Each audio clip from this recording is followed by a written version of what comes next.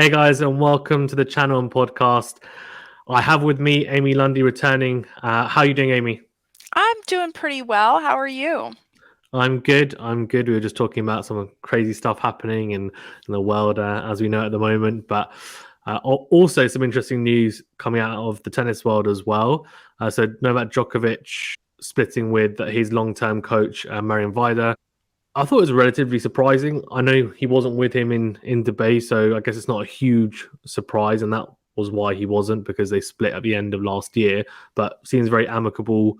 It looks like it might actually be a choice more on Vida's side than Djokovic's. But uh, initial thoughts, and I mean, he has had a phenomenal run with Djokovic. Obviously, been there pretty much since the start. Only had that one, I think it was 1 and a bit years where they didn't weren't together really. Boris Becker came in, was head coach for a little bit, but his success has been with Vajda, and obviously he's been so good, and the partnership's been so fruitful. Yeah, here's my thoughts. Never is a split acrimonious when it comes to Novak. I mean, pretty much everybody who's ever worked with him, Boris Becker, even Agassi, it's always on good terms. And I think that says something about Djokovic. The way that it unfolded is interesting because the news has just come out now in March, and apparently they decided to go their separate ways in November. And then Novak went through the whole Australian saga, and Marian had not been coming on the road with him as frequently, so it wasn't like a surprise to anyone that Marian didn't take the trip to Australia. But now, knowing that they weren't together in their coaching player relationship during that whole thing, it kind of makes you reflect on the episode a little bit differently. And Vajda gave an interview actually in January during the whole deportation saga, in which he defended Novak and said that this was going to be painful for him, but that he would bounce back, and said that it was political what was happening to him, and that it was an invasion of his privacy. So for sure they didn't split over that or any disagreement over the vaccination issue. So I think you're right. It's possible that Vajda, like a lot of people during the pandemic, kind of got a different perspective on life, and really did just want to spend more time with family. And Novak maybe really did need somebody that could be there with him every step of the way.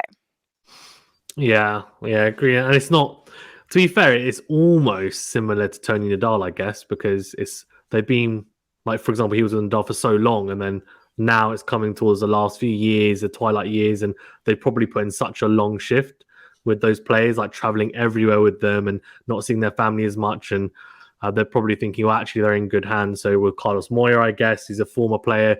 Ivanisevic is a former player. And I guess at this point in their careers, they're still improving, but, the majority of the work's been done. Like, they now pretty much, I wouldn't say they probably could coach themselves, but they don't need to, I guess, have so many people on the team telling them what to do. They've got their own routines in place, etc. They know what works for them and how their body works and ticks along, I guess. So that's that's, I guess, the way it is, and good to see them, as you said, splitting on good terms. And it seems, everyone seems to, which is a good sign, I think, from Djokovic's side, that he's very much, whether it's his decision or the coach's decision, it's always seen as leaving on good terms, and then they're going to be friends, etc. And there's no kind of terrible breakups anyway. But Ivanisevic now has, I guess, I'll say a chance. It depends whether he wants to take it, whether Djokovic wants him to have it. But since 2019, I think we've seen. I think it's been a long process anyway. Djokovic's serve improving, but I think since Ivanisevic has been coached, for me anyway, it's accelerated that process even more. And we saw it. I guess we have seen it for the last couple of years. The number of aces increasing, the I guess the pace on the serve as well, and the consistency, just being able to group his tosses so close together as well, and groupings, really impressively and being able to hold as almost akin to, I guess, how Federer has done for a few years in the back, for quite a few years at the back end of his career, to have that longevity. What are your thoughts on Ivanisevic in terms of impact, and also do you think he's going to be the one who gets the head coach role, or will it potentially be someone else? I don't know. It's really hard to get inside Novak's mind on that kind of thing.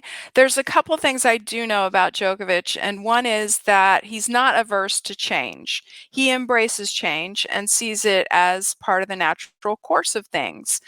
So that's number one. And number two, he did have that break with Vajda in 2017 briefly, and then they got back together in 2018. And then after they got back together was when you saw Novak return to form. So it's not out of the realm of possibility that they could get back together again, and that Novak may reach a point at some future point in the future that that he needs Marian again as a stabilizing force on his team. So you never say never. You kind of keep good relations with people as he has done, and leave the door open for that. In terms of Ivanisevic, yes, he has helped Novak improve his serve. And I think it was really important after the elbow surgery to solidify a motion and an approach to service that that worked for him. And I think that Ivanisevic has been crucial in that regard. But there may be a point where that particular piece of the puzzle has its limits and he needs to fill in some other pieces. So again, keep in mind, this is not a guy who is afraid of change, and he always keeps good relationships with people. So I wouldn't be surprised to see Vajda come back again at some point.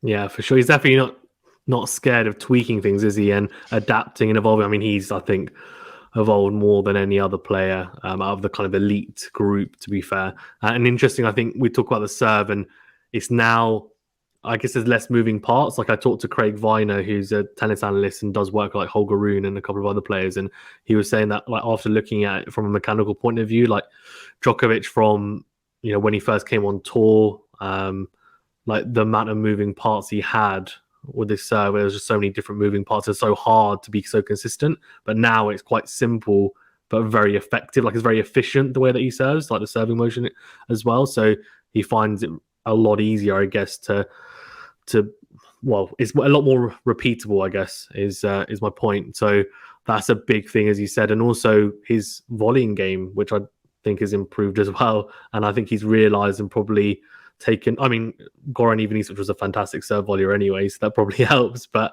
also the fact that he's probably seen people like, for example, Federer and Nadal as well, towards the back end of their career. I mean, Federer always had the touch of the net, but it's definitely helped his longevity. And with Nadal as well, he's adapted and kind of evolved, and so is Novak, I think. So it'll be interesting to see whether it is Ivanisevic or if it's someone else. But I would imagine it will be someone who, I guess, has something to bring to help him further his game even more, so that he can play even longer and he can play in a way that has even less strain on the body, because it feels like that's the way that he keeps on going. What do you think if you? It's quite a hard question, I guess, but if you Sure. were Novak and you were looking, you're like, sure, yeah, why not? I'll take it on. Sure. If you were Novak, right, and with his skill set and his game, and you want to play for as long as possible, you've got Ivanisevic there. But if you were to bring in one other person, in terms of, it can be their ex-player in terms of play style or even ideology as a coach, like who do you think he may be contemplating bringing in? I know it's quite hard to get into his head, but if you were him, like, who would you look towards maybe? Well, I mean, just to back up for a second, with regard to Marian, remember that Marian has something like 85 coaching titles to his name in with his relationship with Djokovic. So, and all the slams, so it's going to be really hard to replace his personality on the team. So just knowing a little bit about Marian's personality, he's pretty even keel. He's like a cool cucumber. He's chill, he's a smooths things over. And Novak really needs that because he's an emotional guy who puts it Hmm. all out there. So I guess if I were to pick somebody, it would be another cool cucumber. That being said, I know that Ivanisevic is not a big believer in data, and Okay. Moya on Nadal's team is a big believer in data, and I think data is a very important component because it allows you to find the best patterns of play and the most efficient Mm. patterns of play, and it allows you to really scout your opponents and know where their weaknesses are. So I would bring in a cool cucumber who is a believer in the data component, but not too much so that it clouds your head, but some really good, solid, advanced scouting. I don't know who that is. I was thinking when you said cool cucumber, I don't know why, but the first person that popped into my head was Ivan Lendl. But then I don't know if he's a massive kind of He's data. almost too cool. I mean, Marian's Too cool. he's a warm guy. Marian is a warm, cool cucumber. Warm cucumber, yeah. No one likes a warm cucumber, but yeah, You know who would be good is Andy Murray, but he's still active. So yeah, he can't it coach would be. Novak while he's still active. But Andy That's Murray is true. kind of my answer to everything. He should be commissioner. He should run the women's tour. He should do all this stuff. You know who Andy Murray would be great as a coach for is Kyrgios. I think they would be a great team. But obviously, as you said, Murray's still playing. So, and who knows, he might actually play as long. He might outlive Kyrgios even's career Yeah. because we don't know when it could end at any point. You just never know with him. But Yeah. yeah, that would be great. Yeah, it'd be interesting to see how that would go. But yeah, very intriguing times ahead for Novak. But I'm sure he will, as you said, he'll find someone. And even Isevic, I guess, as a head coach, is not the worst person to have as a head coach. And he's obviously helped out a lot. So he might, as you said, bring in rather than bring in someone who is a head coach, it might be someone who is more analytics driven, but it might just be like a senior analyst, for example, who will come in and just help them with the patterns of play and the data and look at, for example, the opponents that he may potentially be facing, and then come forward with data. It'll be interesting to see how he works with Ivanisevic, considering that Ivanisevic isn't a massive proponent for data. So I wonder how you'd need to be someone who can spin it in a way that even Ivanisevic is happy with it, right? So almost kind of dumb it down and layman's terms say it doesn't alienate him, I guess, as well. So which would be intriguing to see. I mean, Novak is still getting data. I know that. Yeah, yeah. But Marian was somebody who kind of synthesized all the parts and brought together all the coaching components and made it easy to digest. So I have to tell this story. It's about American baseball, so please forgive me, but you'll still get it. So I'm from Atlanta, Georgia, and we have a baseball team there, the Atlanta Braves. And many years ago, the Braves were owned by Ted Turner, who was the founder of CNN, which you're all familiar with. And Ted Turner was a real character. And for a while, he employed a manager by the name of Bobby Cox, who had a few stints managing or coaching the Atlanta Braves. Well, at some point, Ted Turner fired Bobby Cox.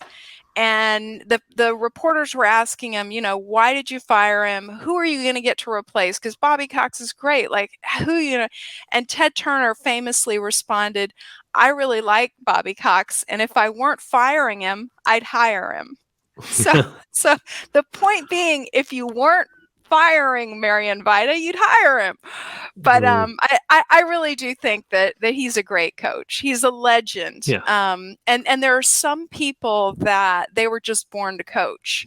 And he was an okay player, just like Bobby Cox was an okay player, but he was a great manager, a Hall of Fame manager. And I think Vajda is the same.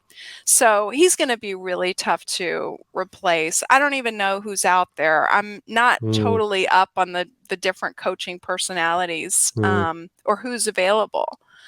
But somebody who can volley and knows that aspect of the game. I think the serve is pretty, he's got it right now. Yeah. And sweet spot, isn't it now? Yeah, and somebody who's really good with strategy and is just a very calming influence. Pete Sampras, is he calming? Don't know. I don't know. Good volley though. That'll be interesting. Yeah, no, I agree. No, Pete Sampras doesn't want anything to do with tennis. Yeah. He's like, How about Roger Federer? He might be available soon. Oh, I don't know. That's political. Who knows? We'll have all the Federer and Nadal fans like, no, you can't do that. And can't cross bet.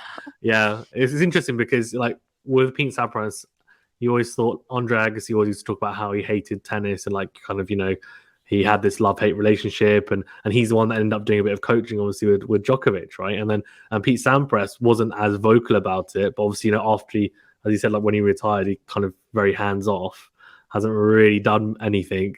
But you would have thought he might be the person he would have coached like when they were playing. So it's quite funny that it turned the other way around, and Agassi's a lot more kind of, I guess, yeah, he's more up for doing it, which is intriguing given his outbursts at times about tennis. And he's got a really good biography actually, which I've only read parts of, but I should I recommend it to those watching. Actually, it's very, very interesting read about his mentality. He's a very complicated person, that's for sure. In terms of like Djokovic, actually, as well, I wanted to ask in terms of given his vaccination status, and I think we know that he's not, by the sounds of it, it looks like he's not going to get vaccinated anytime soon, so probably not for the rest of the year.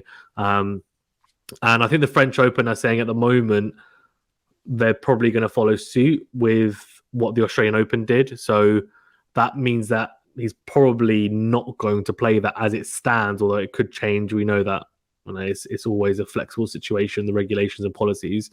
Have a Wimbledon like here in the UK, I think now they're pretty relaxed, so I think he will play. I know Tim Henman already said that he would as well.